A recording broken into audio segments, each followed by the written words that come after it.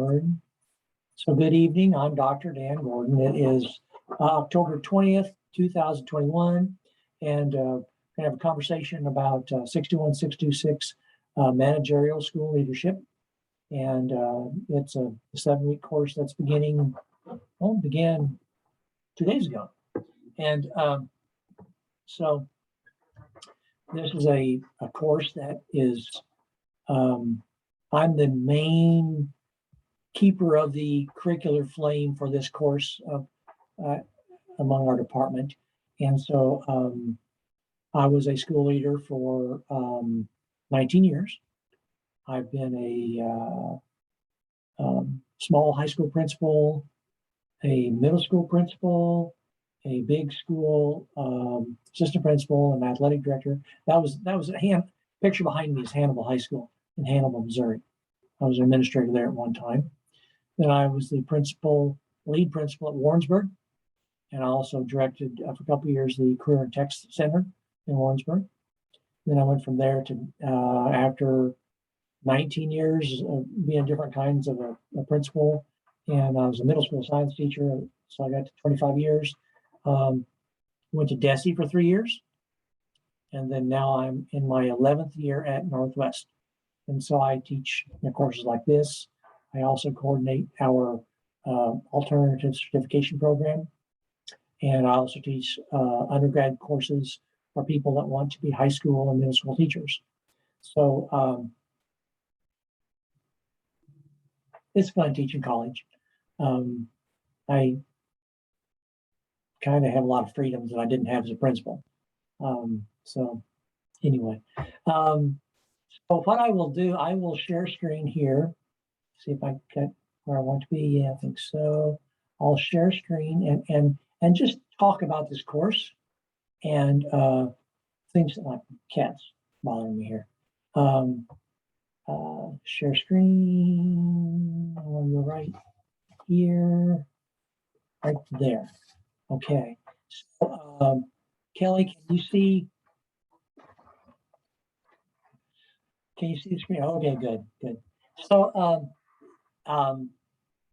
people essentially in section 80, I'm invited to be my guinea pigs tonight.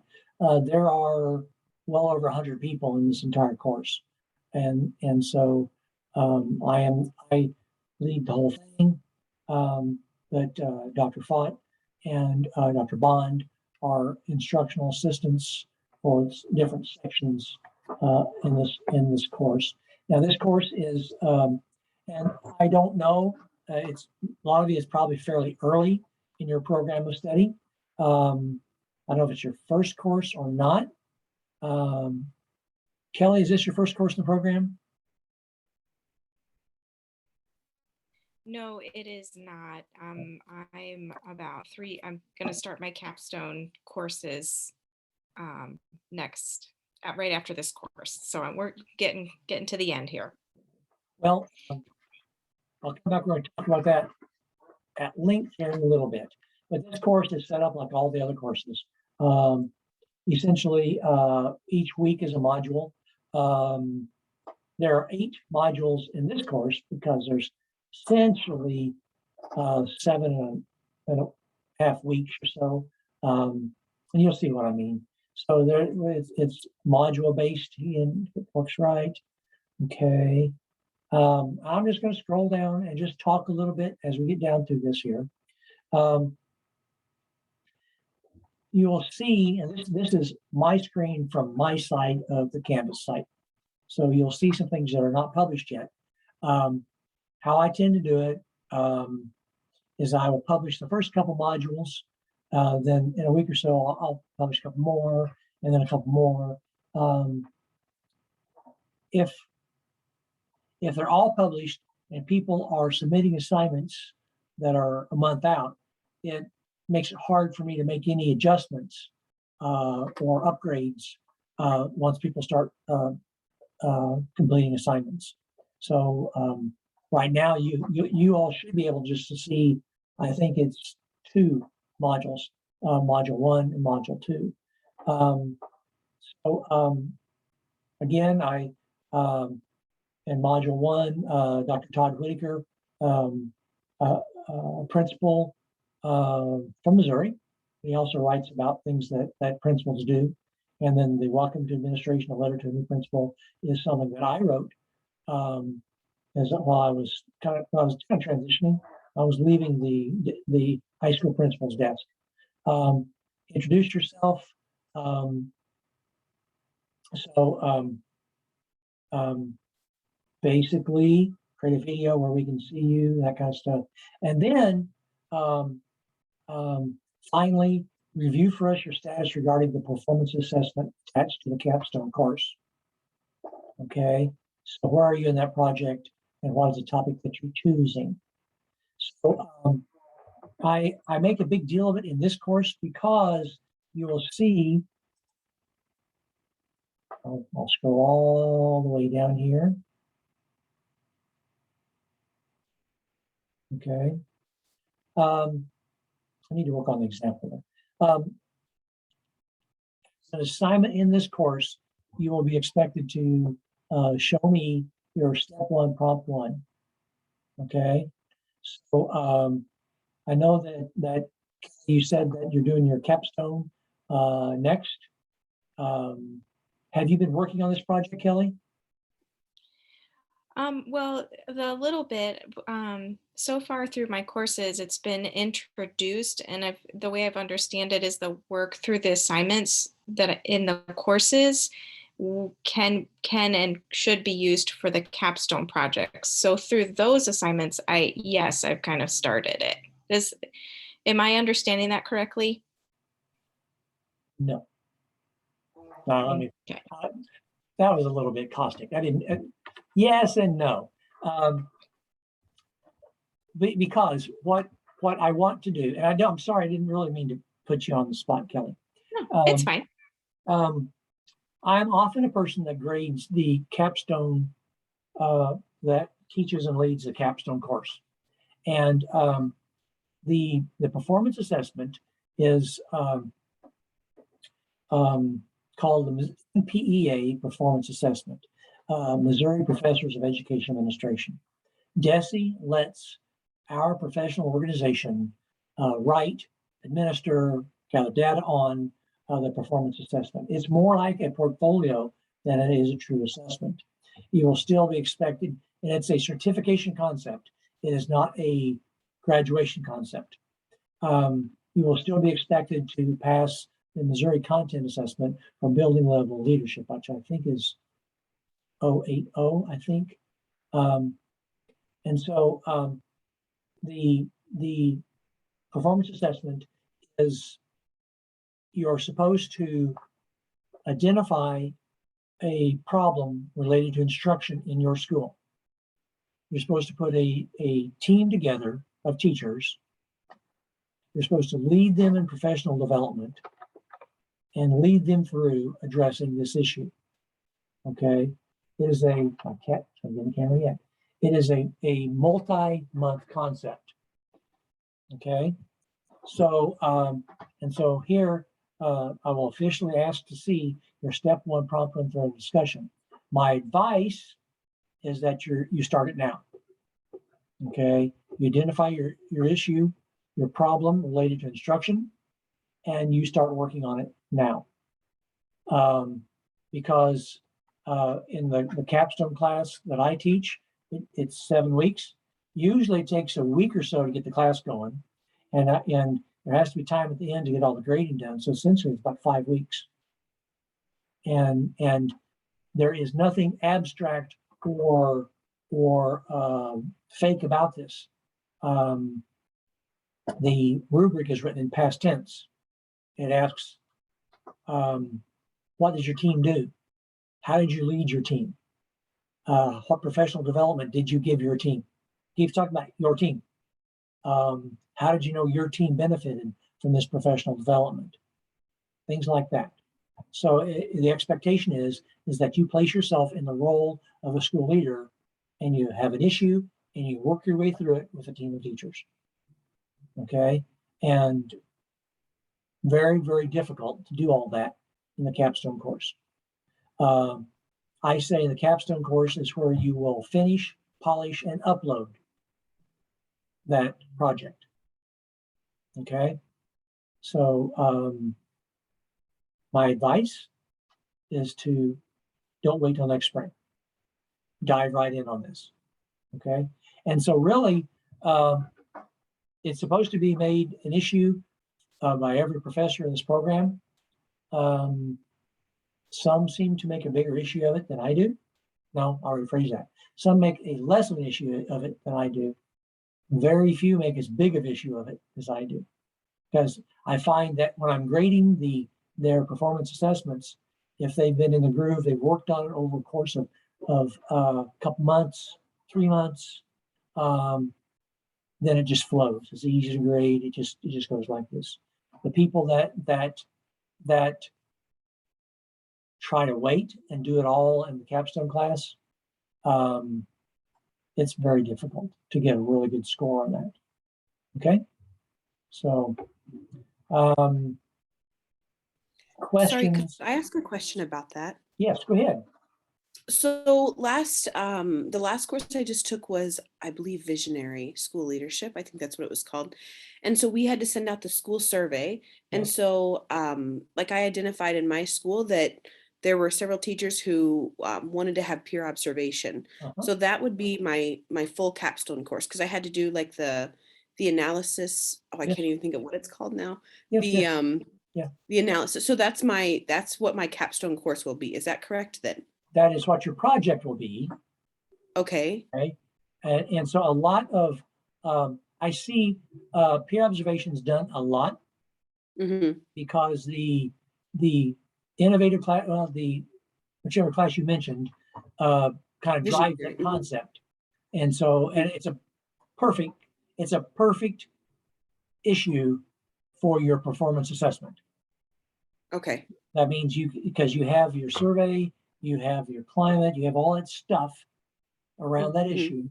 And so your goal would be then identify your instructional issue is that not enough teachers have an opportunity to watch each other teach. Mhm. Okay. And so, and even then, I would try to make it a little bit deeper, watch each other teach, and use student engagement as a look for when they're going in and watch them teach. So it's more than just watching in there, watching teaching. Oh, that's a nice job. Well, if you're looking for a tally of students that are actively engaged in the instruction, you can tally that, and you can gather some information. Right. Yeah.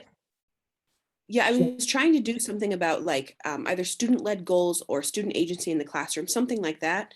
So that way there's actually something to assess. It's not just, are the teachers observing, but yes, are they taking that information, putting it back in the classroom? perfect, So, perfect. so that would be my assessment then, correct? Well, that is the theme of your assessment, Okay.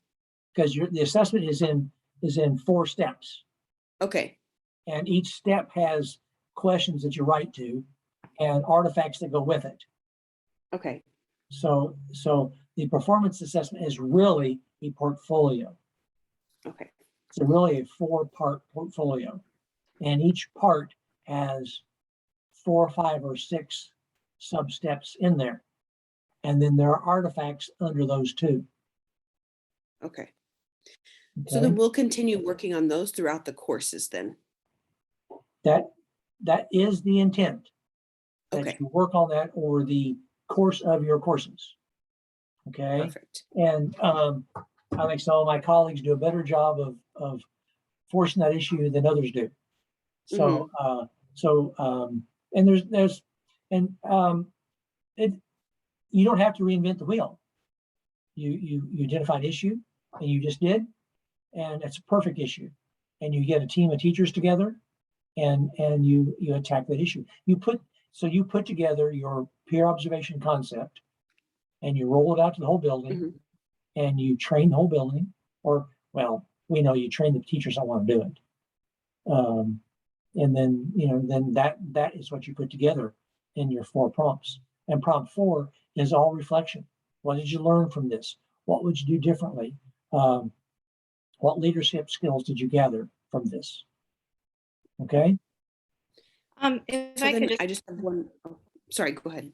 Well, just to tag along to that conversation to kind of, it was through the visionary leadership as well that I feel like a lot of, like the assignment that I'm referring to, that I feel like Yes. prepared me for this, working in Mhm. this capstone project, was the Absolutely. action plan that we were asked to Yes. create. Yes. And so like that was filled out. But you're saying like, so I have my action plan and the SMART goal.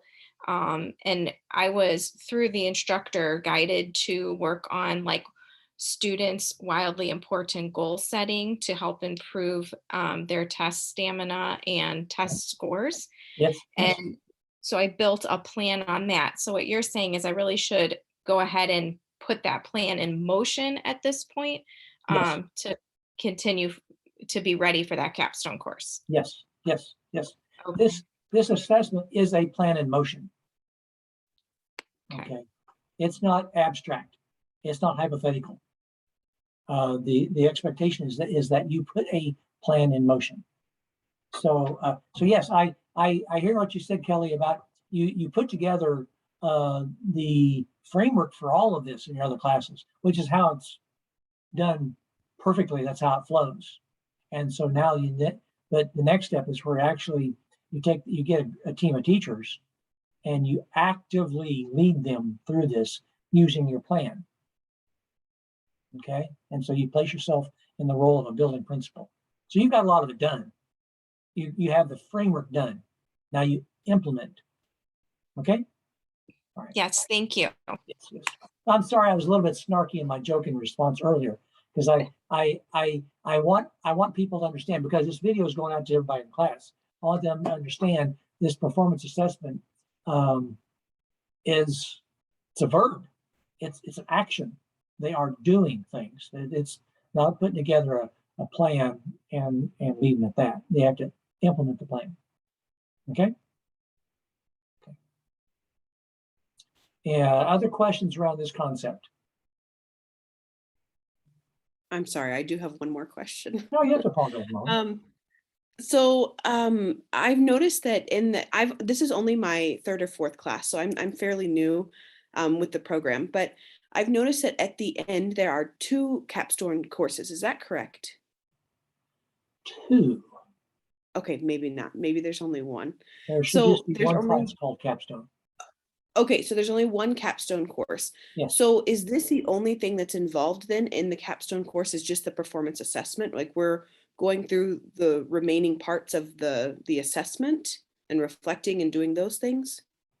It's the meat of the capstone course. I just finished teaching a, a section of the capstone course, and there are summative assignments, there are reflective assignments, there are assignments in there that where you wrap up everything you learned, articulate to your whole program. They are Mhm. not real challenging because they're very reflective. So there are reflective assignments in the capstone course to flesh out the course, but the real meat and potatoes of the capstone course is the refining and the uploading of the final performance assessment. Because how I do it, uh, about the second week of that course, I have you upload a full draft of step 1, and we spend time with step 1, and I grade it and give you feedback on it, and you can touch it up. So it's really more of a portfolio than it is an assessment.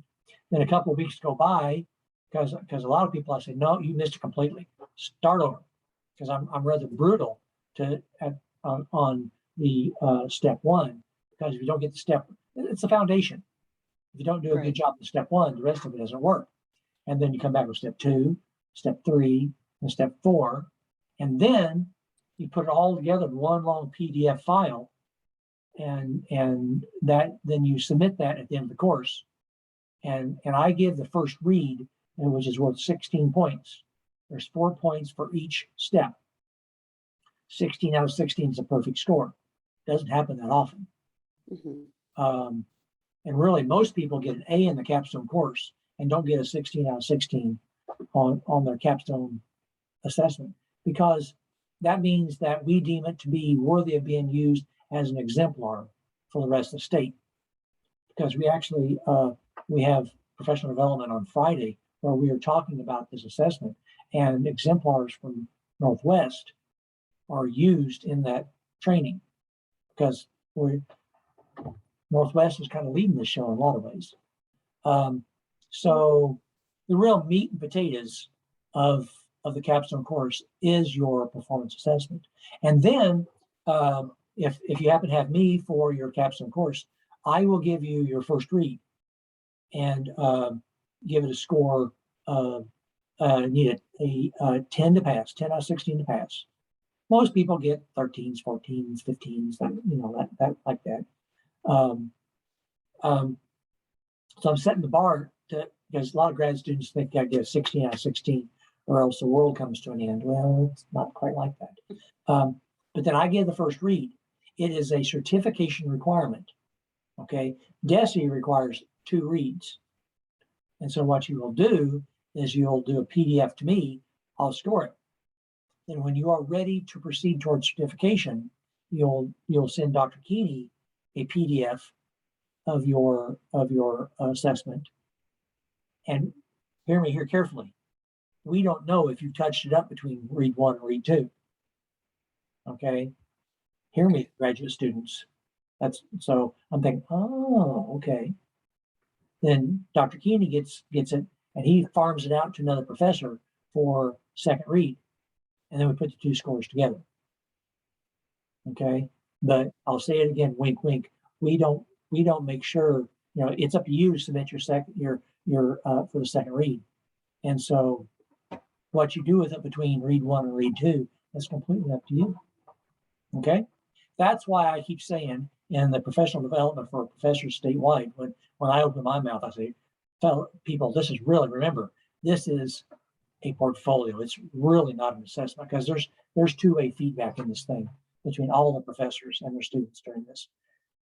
So far, DESE's okay with it that way. We are too. Okay. Perfect. Thank you so much. I appreciate it. That was a long answer for one question. Okay. No, but it helps me. It really clears it up. So thank you. Sure. And so as far as this course is concerned, go back, I'll talk my way through these assignments. Again, module 1, still kind of laying the groundwork. Dr. Whitaker, some thread discussions. There are places in this course where you will be asked to interview other administrators.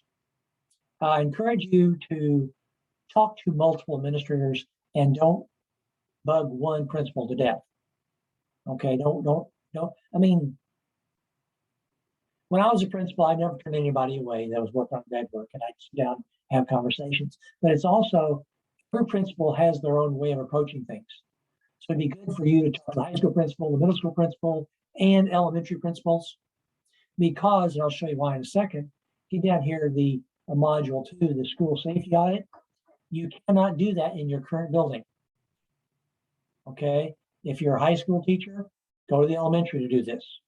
It's much more powerful. Plus, you need the practicum hours in a setting other than your current setting. Okay, that's a mandate in this module. Okay, so essentially you have a major, primary content grade level, and then a minor. Okay, and that allows for the K-12 certification. Okay, so then on module 3, talking about how the scheduling structure influences instruction in your school, the master schedule process, and then kind of module 4 is kind of the same thing, but with a student handbook. And see, essentially what you will have, and see, there's modules here that are not published yet. They're not green because I haven't published them yet. Essentially, each week you will have thread discussion. I do that a little bit different, and pardon me if it's a little autocratic. A lot of professors will say your first comment to your classmates' posts have to be Wednesday night. The next one has to be like Friday night. I don't do it that way. I just say, just do 2, but on different days. Okay, so you can do your first post on Monday night, second post on, your initial post, which is one, on Monday night, your next post on Tuesday, the next one Wednesday, and then you're done with it. Okay, so that's how I do that. Again, pardon me if it's a lot more autocratic than I really am. Then we start getting into taking another swipe, because you do this in other classes too, about evaluation systems and improvement plans. Then that's module 5. Then module 6 is kind of that same concept, but with support staff. Okay.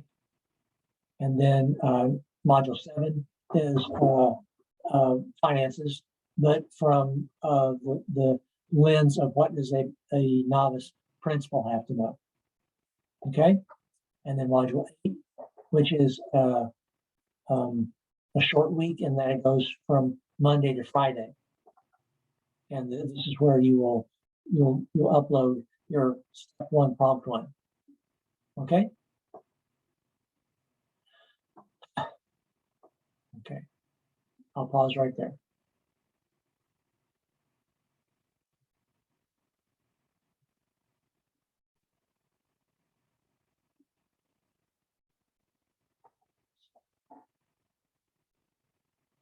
Okay. If there, and that's pretty good wait time on my part. Usually I'm not that good about wait time. Then what I will do, I will stop sharing here. Okay. I will start winding things down. And if anybody what I try to do is I try to be the last person to log out of Zoom. So if anybody has a question that's particular to them, then plus I stop recording